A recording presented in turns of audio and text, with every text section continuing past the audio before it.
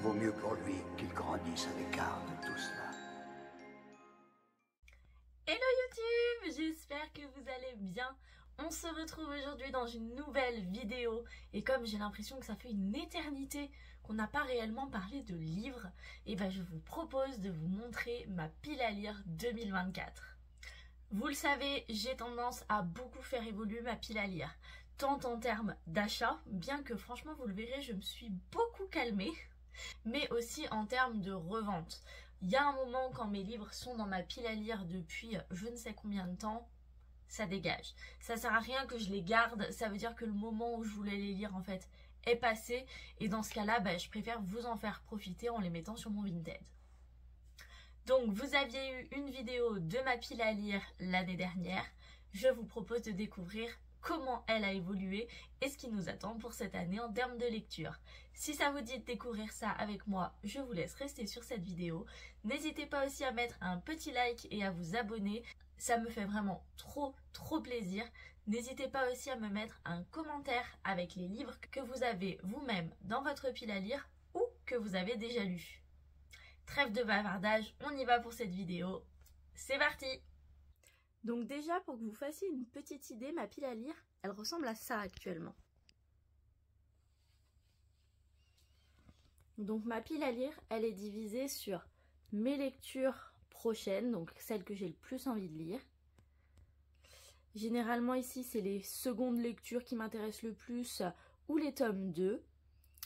Et ici, c'est généralement mes livres un peu de saison, donc les livres que je vais avoir tendance à lire plutôt en été, plutôt en hiver, en fonction des saisons. Voilà, comme ça vous avez un petit aperçu. Donc voilà, on va commencer par la partie du haut et puis on va descendre petit à petit. Donc là, je vous les ai amenés, franchement, il n'y a pas d'ordre. Je les ai mis un petit peu comme je les ai attrapés. Donc j'arrête de vous faire patienter, il faut vous présenter tout ça. Donc, on commence par Un cœur si loyal et solitaire. Il y a certains de ces livres, forcément, vous les aurez vus dans ma pile à lire précédente parce que j'ai pas tout lu en un an. Celui-ci en fait partie, on est sur le tome 2 du coup de la saga. Et il est toujours dans ma pile à lire malgré le fait que j'ai dit qu'il fallait que je le lise rapidement. Mais vraiment, je vais le faire. C'est simplement que je sais qu'on n'est pas sur la même histoire de base. Sur la première histoire, on est sur une réécriture un petit peu de La Belle et la Bête que j'avais adoré, que j'avais littéralement bouffé en, je crois, à peine 2 jours. Et je sais que dans celui-ci, on ne suit pas exactement les mêmes personnages. Mais personnages qu'on va retrouver dans le tome 3. Donc j'ai pas envie d'abandonner, j'ai vraiment envie de continuer la saga. Ensuite, vous allez voir, je vais aller quand même un petit peu vite parce qu'on a de quoi faire en livre, j'ai pas envie de vous tenir sur cette vidéo pendant 40 minutes. Donc ensuite, on est de nouveau sur un tome 2 avec le tome 2 du Monde de Nedara. Pareil, j'ai vraiment beaucoup aimé le tome 1, même si c'était une lecture un peu particulière. J'ai pas l'habitude de lire des fantaisies avec vraiment des animaux comme personnages principaux, mais j'avais beaucoup aimé, donc je pense que je vais m'y remettre certainement au printemps. Ici, on va suivre l'histoire de Bix, qui se croit être la dernière de son espèce, que tous les autres sont disparus.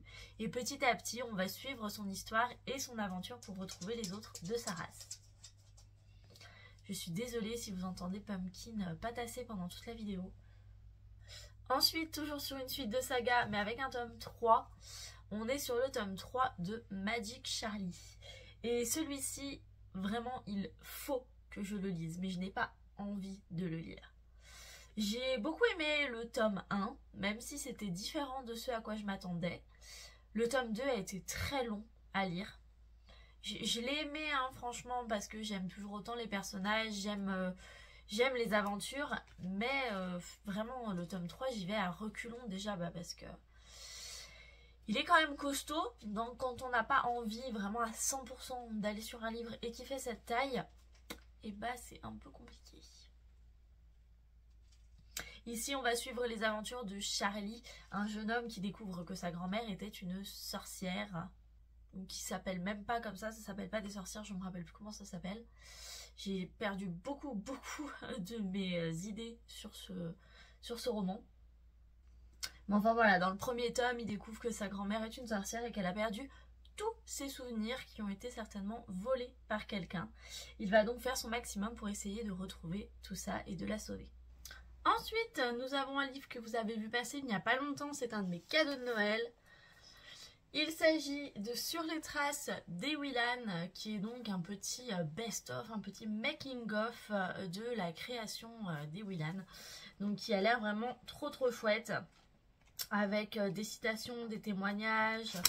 Je pense vraiment que je vais passer un excellent moment et je vais certainement le lire après ma lecture en cours qui est Crescent City, parce que quand j'aurai fini ce beau gros pavé, et ben, je pense que j'aurais besoin d'un truc un petit peu plus tranquille, qui sorte un petit peu de l'histoire, vraiment de la fantaisie. Donc je pense qu'il ira très bien. Ensuite, toujours un tome 2 avec Shade of Shadow, donc qui est le tome 2 de Shade of Magic, que j'ai lu il n'y a pas si longtemps et que j'avais vraiment beaucoup aimé. Ici, je ne vais pas vous dire exactement de quoi il s'agit, mais nous nous trouvons dans un monde où nous avons plutôt 4 mondes différents, dont Londres est la ville principale et l'épicentre. Avec donc 4 Londres. Donc je me rappelle, nous avons le Londres gris, donc qui est notre monde à nous, le monde des humains, donc dénué de magie. Le Londres rouge, qui est un Londres où il reste quelques parcelles de magie, donc les gens se battent jalousement. Le Londres blanc, qui est un Londres là complètement magique, donc un Londres très agréable à vivre où la haute société est souvent très présente. Et enfin le Londres noir, donc qui est un Londres qu'on ne connaît pas, qui a été complètement banni, qui a été détruit par la magie. On va suivre 2 personnages très intéressants qui vont devoir résoudre un petit peu des problèmes du fait d'avoir ramené une pièce principale du Londres noir dans un autre Londres qui pourrait causer la fin de tous les autres mondes. J'ai vraiment hâte de lire ce roman parce que cette jeune héroïne est là et je pense va avoir une place vraiment très importante et j'ai trop hâte de la retrouver. On continue avec les tomes 2, j'essaye en particulier de continuer mes sagas en ce moment. On est donc dans le tome 2 d'Absolution dont je vous ai parlé il n'y a pas longtemps, donc on va pas tout se refaire. Absolu, on est dans une ville fortifiée dans laquelle on va envoyer des soldats pour essayer de défaire la chose. La chose qui est une créature qu'on ne connaît pas vraiment et qui cause de lourds soucis. On retrouve du coup nos personnages à la fin du tome 1 complètement du coup différents. Et je pense qu'ici on va être dans quelque chose de très intéressant, mais aussi encore une fois de très différent du tome 1. Ensuite, cette fois un tome 1, j'aimerais vraiment attaquer la saga de l'autre de Pierre Bottero. Parce que vous le savez, Pierre Bottero c'est mon auteur favori. J'aime absolument tous ses écrits et donc je ne comprends pas pourquoi je n'arrive pas pour l'instant à me lancer dans ses romans. J'ai les 3 dans ma pile à lire, donc vous allez les voir suivre bientôt. Mais je ne sais pas, je n'arrive pas à m'y lancer. Donc j'espère vraiment franchir ce cap pour découvrir ce nouvel écrit. Ensuite, on va aller vite parce qu'il ne s'agit pas d'un, pas de 2, pas de 3, mais bien de 4 livres. Il s'agit des 4 Hunger Games que j'ai eu pour Noël et donc que j'ai vraiment très envie de découvrir. Mais je me connais, étant donné que je connais l'histoire déjà de ces romans, je pense qu'en fait je vais mettre plus de temps que prévu à les sortir de ma pile à lire. Et voilà, nous avons donc fini le premier étage, on continue avec le deuxième. Nous avons donc le Pont des Tempêtes, donc que j'ai acheté vraiment parce que j'ai vu que c'était un coup de cœur pour tout le monde. Et pourtant, il est toujours dans ma pile à lire. Donc ici, si je me rappelle bien, nous allons suivre une héroïne qui a été formée aux arts de la guerre et qui est envoyée du coup chez un autre peuple afin de détruire son roi et de s'emparer du royaume. Mais semblerait-il qu'une petite romance va se glisser par-ci par-là et qu'elle va devoir faire un choix. Est-ce que réellement elle va détruire ce royaume ou sauver son peuple? Il a l'air vraiment trop chouette. À chaque fois que je vois le résumé, je me dis waouh, mais ça doit être génial. Et je sais pas pourquoi, mais il passe toujours en second plan et il redescend petit à petit là dans les étages de ma pile à lire. Je ne sais pas pourquoi, mais peut-être que je vais essayer de le remonter parce que là, à chaque fois que j'en parle, il me fait trop envie. Encore un livre qui me fait extrêmement envie et pourtant que je n'ai toujours pas lu.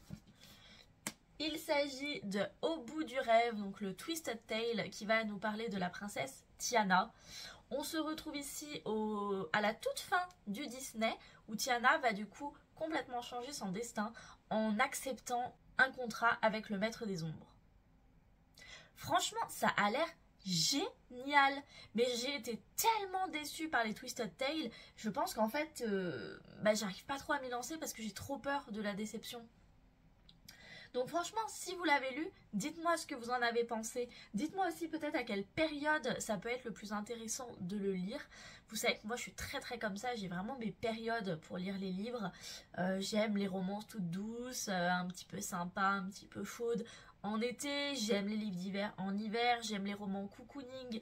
En automne, donc dites-moi où situer celui-ci. On continue à nouveau cette fois avec un tome 2. Il s'agit du tome 2 de Nevermoor. Et celui-ci, je sais pourquoi il descend petit à petit. C'est que j'ai bien aimé le tome 1, mais ça n'a pas été non plus un coup de cœur international. Donc je ne m'attends pas à un coup de cœur dans ce tome 2. Donc forcément, j'y vais avec un peu plus de recul. Dans Nevermoor, nous allons suivre la jeune Morrigan qui a été maudite et qui doit normalement tout simplement mourir à son prochain anniversaire, sauf que quelqu'un va venir l'enlever pour la promettre un avenir tout à fait différent. On est sur un roman qui était très original, qui était drôle, mais je pense que l'âge de la protagoniste étant très jeune m'a peut-être un petit peu rebutée. Et c'est peut-être pour ça que ça n'a pas été un coup de cœur et que j'arrive pas à lire le second tome. On continue avec un premier tome, il s'agit du premier tome de Keleana de Sarah J. Maas. Je ne vous fais pas l'affront de vous faire un résumé. Pourquoi je ne l'ai pas encore lu? Et parce que je suis dans Crescent City. Et Crescent City, clairement, il est tellement là. Et que je préfère continuer sur cette saga plutôt qu'en entamer une nouvelle. Donc je vais finir par le lire, hein, c'est sûr. Mais comme le troisième tome, coucou Cléo, comme le troisième tome de Crescent City va sortir et que je suis en train de lire le deuxième, je pense qu'elle va rester dans la pile à lire encore un moment. Ensuite, un livre que je ne sais pas s'il va rester dans ma pile à lire ou pas. Pour l'instant, il y reste parce qu'il est magnifique. Il s'agit de La chasseuse et l'alchimiste. Donc voilà, sur ce roman, j'entends du bien, mais j'entends aussi surtout beaucoup de critiques. Et ça fait partie des choses du coup qui me font un peu peur. J'ai peur de ne pas me laisser embarquer dans l'histoire. Je pensais vraiment qu'on était sur une traque de la bête qu'on retrouve ici avec une romance, et au final ça ne semble pas être le cas. J'ai l'impression que la romance prend beaucoup de place par rapport à la traque qui apparemment fait vraiment que les dernières pages du roman. Donc voilà, je le garde dans ma bibliothèque parce que il est absolument superbe et que je pense quand même que c'est une histoire qui peut être intéressante. On verra. Si réellement cet été, je l'ai toujours pas lu, je pense que je le revendrai. Ensuite, nous avons Chasseur d'éclairs que je me suis procuré au moment des Imaginales, du coup au mois de mai. Celui-ci, clairement, je le garde parce que il va être très chouette. Il faut juste que je trouve le bon moment pour le lire. Ici donc on est sur une histoire un petit peu de piraterie, mais de piraterie non pas dans l'eau mais bien dans les airs, sur les nuages, où ce jeune garçon va partir à la recherche de son père qui n'est jamais revenu d'une de ses chasses. Juste le fait déjà qu'on soit sur un protagoniste masculin, et ça me donne grave envie. Je pense vraiment qu'on va être sur une aventure géniale. J'aime beaucoup les histoires de griffons, etc. en termes généraux. Donc vraiment, j'ai extrêmement hâte de le lire. Il faut juste que je trouve le bon moment. Ensuite, on est sur un roman où clairement là c'était... Je me suis laissée avoir, oui j'avoue, parce que bon, voilà. On est tellement beau. Je vous ai déjà fait une vidéo sur mon rapport au brochet vs relié. D'ailleurs, je vous ai parlé de brochet tout à l'heure, mais c'est surtout des reliés du coup que j'avais ici. Je vous mets la petite vidéo là dans le i, vous pouvez aller voir si vous voulez. Mais vous le voyez, hein, je reste consommatrice du relié parce que quand on a des éditions aussi magnifiques, ça donne envie. J'ai clairement adoré le film, vraiment j'ai passé un excellent moment dans ce film. Je vous ai même pas dit mais du coup c'est le livre My Dear Fucking Prince Je pense vraiment que je vais pouvoir passer pareil un moment génial avec ce roman, mais c'est vrai qu'encore une fois, vu que j'ai vu le film, bah il n'y a pas ce côté découverte, le piment de découvrir les personnages, découvrir les situations. Je sais ce qui va se passer, donc c'est pour ça je pense que je recule un petit peu, mais il n'empêche que c'est un roman que je suis très heureuse d'avoir dans ma pile à lire. C'est l'histoire du fils du coup de la reine d'Angleterre et du fils de la reine des États-Unis qui vont devoir cohabiter et devenir en tout cas amis. S'ensuit bien sûr une romance Enemies to Lovers que j'ai trouvé trop bien dans le film. Donc clairement j'ai trop hâte. Ensuite, on est sur un roman, je ne vais pas vous mentir, je ne sais pas pourquoi je le garde dans ma pile à lire, parce que je pense que je ne le lirai pas. Il s'agit de celui-ci, donc Just Wanna Be Your Brother, donc une histoire dashing Falling for the Sky. Et franchement, je suis hyper honnête, je ne sais pas si je vais le lire, parce que Ashes Falling for the Sky, je n'en ai plus aucun souvenir. Vraiment, je me rappelle, parce que j'ai revu des stories que j'avais fait à l'époque, je me rappelle avoir aimé, parce qu'il y en a deux, les deux romans, mais je m'en rappelle plus. Et ils sont toujours là, hein, bien sûr, ils sont dans ma bibliothèque. Donc je me dis que je pourrais les relire. Sauf que ça veut dire relire 2 romans pour pouvoir lire celui-ci. D'une histoire qu'au final, une fois que je vais me remettre dedans, je vais m'en rappeler. Donc bah, franchement, je sais pas si je vais pas même revendre toute la saga. Parce que quel est l'intérêt de prendre de la place dans ma bibliothèque pour des livres que je n'ai pas envie de relire? Je ne sais pas. Ma foi, dites-moi, je sais ce que vous allez me dire en fait. Je sais que vous allez me dire que c'est une saga qui est géniale, qui vous a fait passer par des tas d'émotions, que waouh, des coups de cœur internationaux. Mais moi, je me rappelle pas d'avoir autant aimé. Donc, la question se pose. Et le dernier livre de cet étage, je l'ai acheté il n'y a pas longtemps, du moins. C'est celui-ci, du thé pour les fantômes. C'est mon chéri qui me l'a offert lors de la fête du livre à Saint-Étienne.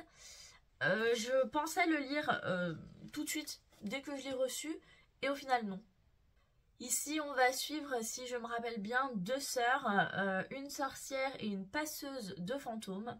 Je sais qu'on est sur une histoire qui est très contemplative, très belle et pleine de poésie, mais pour l'instant je suis pas trop dans ce mood calme et posé justement, donc c'est uniquement pour ça que j'ai pas encore lu ce roman, parce que j'ai eu vraiment de très bons retours.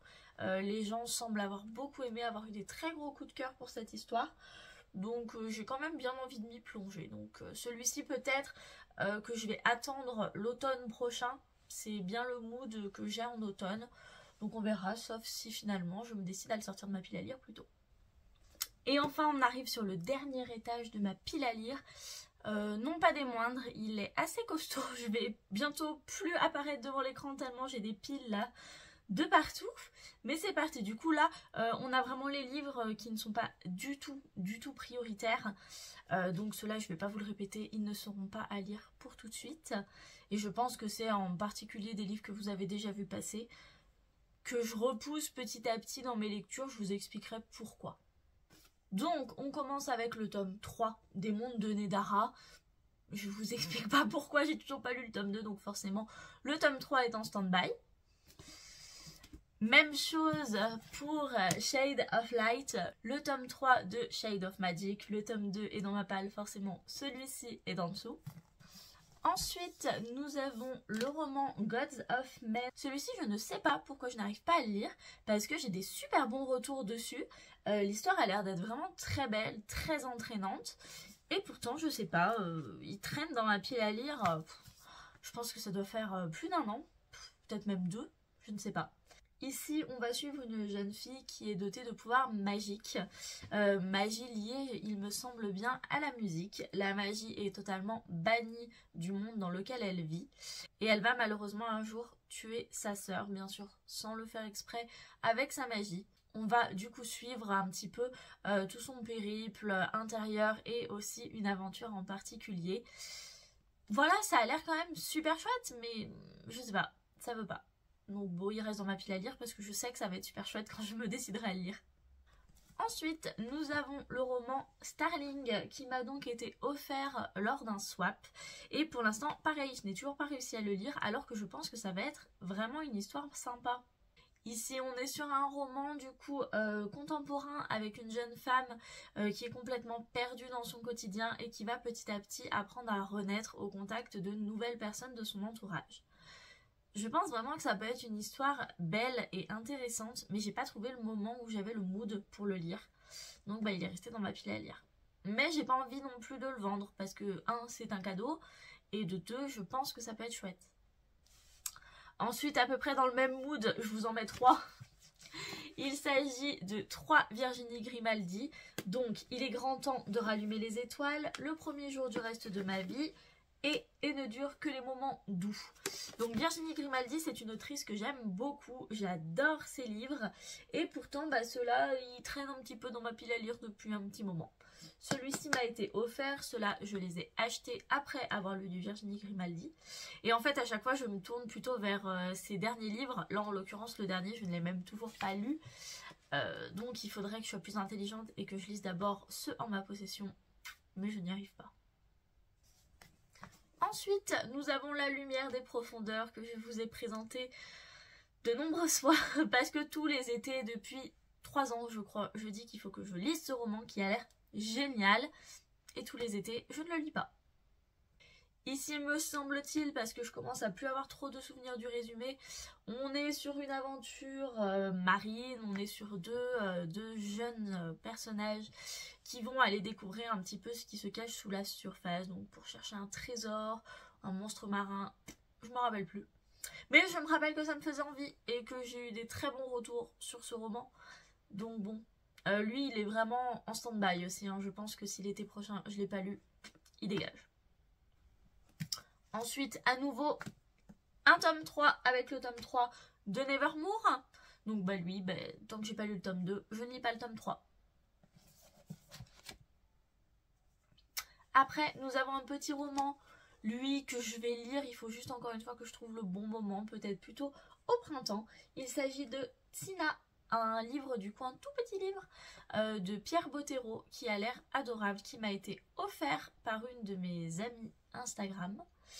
L'histoire est somme toute assez... C'est une histoire qui est connue un petit peu, hein. C'est une jeune fille qui est pas très bien dans son collège, qui est pas très bien dans sa peau, qui va découvrir un magnifique pur sang avec lequel elle va se lier d'amitié. C'est une histoire qui est vue et revue, mais c'est Pierre Bottero, donc je sais que ça va être extraordinaire. Après, nous avons un petit manga. Oups. Après, nous avons donc un petit manga avec Nin Guillot, qui est une histoire de sirène. Donc celui-ci, je le lirai cet été, c'est sûr, vraiment, je vais le faire. Nous avons Phobos, le tome 4. Et vous savez à quel point Phobos... c'est Je t'aime moi non plus. J'ai tous les autres qui sont sublimes dans ma bibliothèque, donc ça me fait chier de m'arrêter là. Sauf que j'ai pas envie de le lire. Oh, j'en ai pas envie, il est énorme. Je sais que ça va être long, que ça va être un peu chiant quand même. Mais je peux pas me résoudre ni à le vendre, parce que ça veut dire vendre tout le reste de ma saga. Je vais pas garder la saga et pas lui. Mais j'arrive pas non plus à me résoudre à le lire. Alors certains m'ont dit, mais enfin tu t'en fiches, tu le mets dans ta bibliothèque pour faire joli et puis c'est tout. Non, non, je ne sais pas faire ça. Je n'arrive pas à mettre un livre dans ma bibliothèque si je ne l'ai pas lu.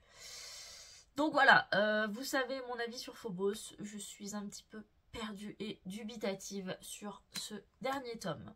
Dites-moi ce que vous en pensez. Je vous dis, bientôt vous ne me voyez plus. Ensuite... celui-ci, je vous en ai parlé il n'y a pas longtemps, il s'agit de l'Institut de Stephen King. Pas lu parce que pas le temps. D'autres lectures sont passées avant. Mais il n'empêche que c'est une histoire qui va être sympa. Une histoire de complot, de pouvoir... comment on appelle ça ? Une histoire de pouvoir psychique, d'enlèvement. Franchement, ça va être trop cool. C'est juste que j'ai pas eu le temps. Ensuite, Effroi à la fête foraine, donc qui est la suite d'une saga de Catherine Ardern que j'avais adorée.